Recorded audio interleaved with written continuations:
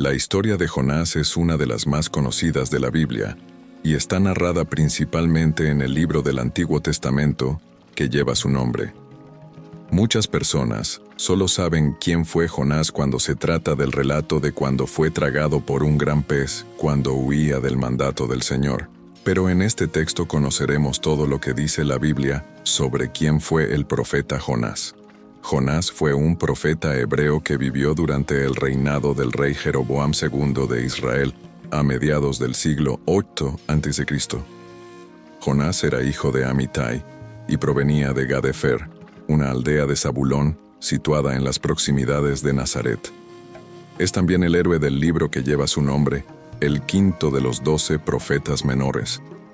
El profeta Jonás profetizó la restauración de las fronteras de Israel, la cual fue lograda por Jeroboam y alrededor del 753 AC. Según el texto que se encontró en el libro de Dos Reyes, también restauró los límites de Israel desde la entrada de Hamat hasta el mar de la llanura, conforme a la palabra del Señor Dios de Israel, que habló por medio de su siervo Jonás, hijo del profeta Amitai, que era de Gat-Hefer. 2 Reyes 14:25. Considerando que Jonás profetizó sobre el reinado de Jeroboam, aproximadamente en el año 790 a.C., durante la corregencia de Jeroboam y su padre Joás, es muy probable que Jonás conociera al profeta Eliseo, quien murió alrededor del año 797 a.C. Aún existe la posibilidad de que el profeta Jonás fue uno de los hijos de los profetas, instruidos por Eliseo. 2 Reyes 6:1-7. La mayor parte de lo que sabemos sobre la historia de Jonás es lo que se cuenta en el libro que lleva su nombre. Según el libro de Jonás, Dios ordenó al profeta que fuera a la ciudad de Nínive para clamar contra ella. Desobedeciendo la orden de Dios, el profeta Jonás fue a Jope y abordó un barco con destino a Tarsis, al oeste de Israel, que tal vez era Córcega o parte de España, mientras que Nínive, el destino al que Dios lo había enviado, permanecía en el lejano oriente. En medio de la navegación, Dios envió una gran tormenta que castigó la embarcación en la que viajaba el profeta Jonás. Luego de que los marineros clamaron cada uno a su Dios y realizaron una serie de trámites para intentar salvar el barco, el capitán de la embarcación encontró al profeta Jonás durmiendo en la bodega de la embarcación. Luego el capitán ordenó a Jonás que invocara a su Dios en un intento por salvarlos.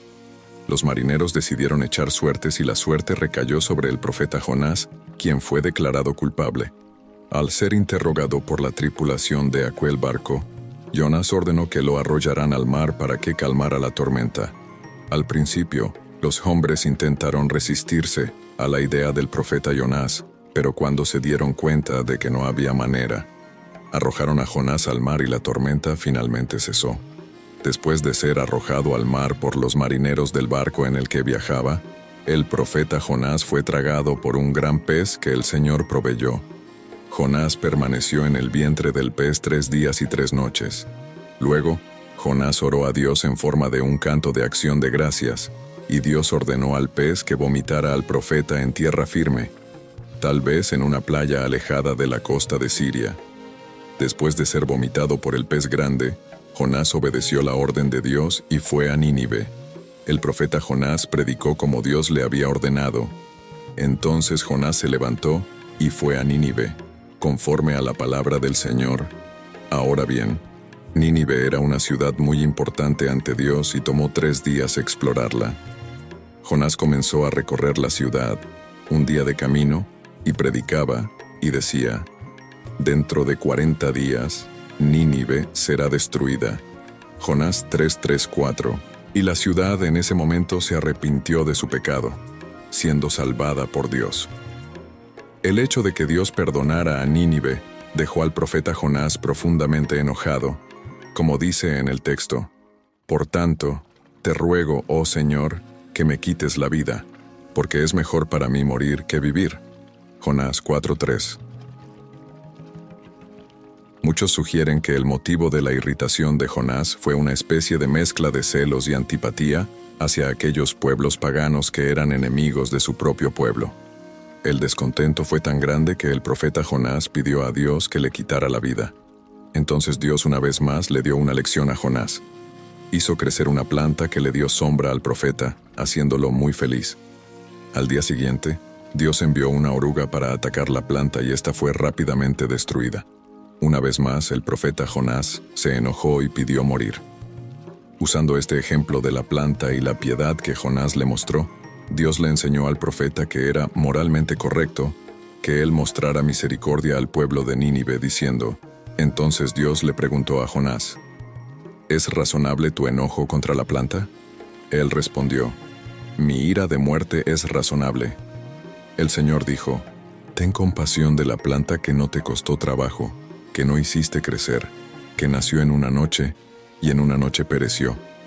Y no tendré compasión de la gran ciudad de Nínive, en la cual hay más de 120,000 personas, que no saben distinguir entre su mano derecha y su izquierda, y además muchos animales.